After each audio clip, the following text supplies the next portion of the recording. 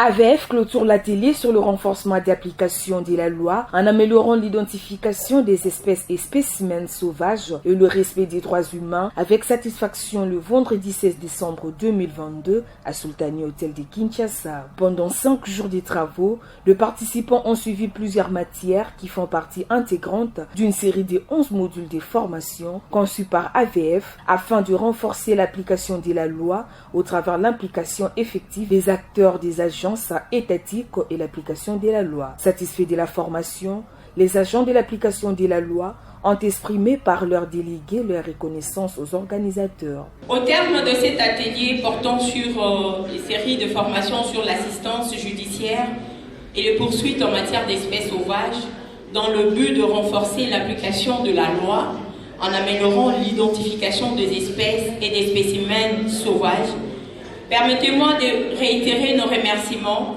respectivement au département d'État américain pour avoir financé cette rencontre, aux experts de AWEF, ICCN et JUREC qui ont bien voulu partager leur expérience et expertise avec les participants, et enfin aux différents services et entreprises de l'État congolais.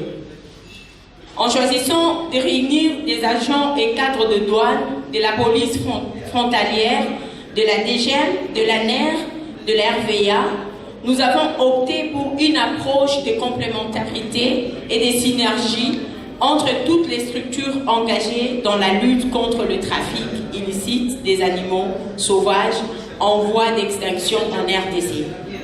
Nous conviendrons tous que le crime faunique organisé reste l'un des domaines dans lequel une collaboration soutenue est absolument nécessaire si nous voulons enrayer la menace croissante qu'il fait peser sur l'écosystème, sur l'environnement. À titre d'exemple, l'éléphant, qui est cette espèce indispensable à l'équilibre de la nature, de l'écosystème, le protéger serait un geste de préserver toute une série de paysages réels les uns aux autres. Monsieur le formateur, cher apprenant, comme vous le savez, le financement des activités illicites prend de nombreuses formes et cette activité contribue à financer les crimes organisés dans notre pays, la RDC. L'expansion et la prolifération du crime faunique nuisent à l'écosystème. Dans ces contextes, la coopération est essentielle entre tous les services chargés de l'application de la loi afin de démanteler les activités criminelles dangereuses financées par le trafic illicite d'ivoire et des rhinocéros.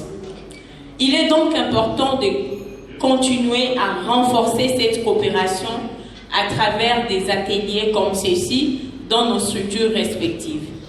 Avec vous, à nos côtés, chers formateurs, chers experts, nous avons toutes les raisons de croire en l'aboutissement de notre lutte. Je terminerai cette allocution en réitérant à tous mes sincères remerciements pour votre participation active à cet atelier. Je vous remercie de votre attention. Prenons la parole au nom des organisateurs et formateurs.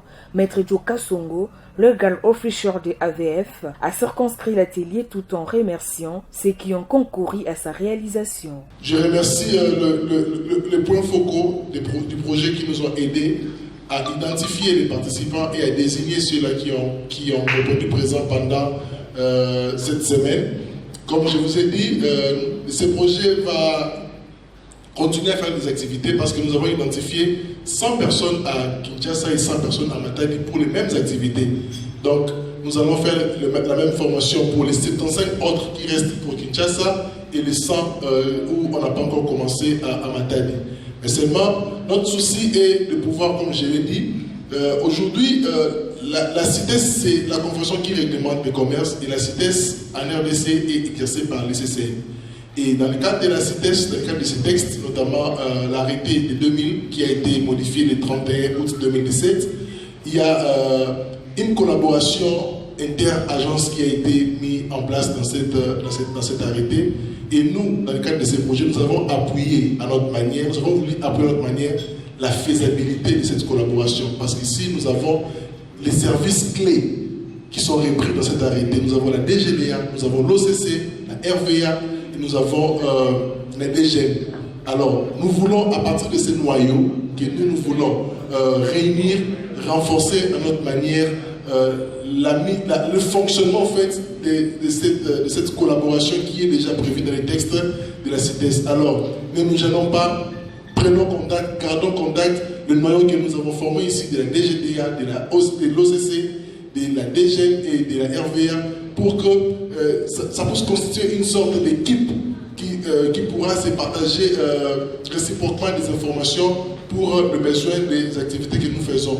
Et peut-être que vous ne serez pas surpris dans les prochains jours, parce que le projet, au-delà de la formation, prévoit l'appui de certaines investigations ciblées. Peut-être d'ici la semaine prochaine, le point Focaux vous contactera encore, parce que nous sommes à l'étape où nous voulons, pour la DGDA, saisir Madame la Directrice Générale, pour que nous ayons l'autorisation des agents qui ont participé à la formation, pour que quand nous allons appuyer les investigations en termes de quelques PRDM à Laurence pour faire des investigations qui pourront aboutir à des investigations, puisque l'on veut que la théorie soit suivie, non pas de la pratique casus et tout ça, mais de la pratique sur terrain.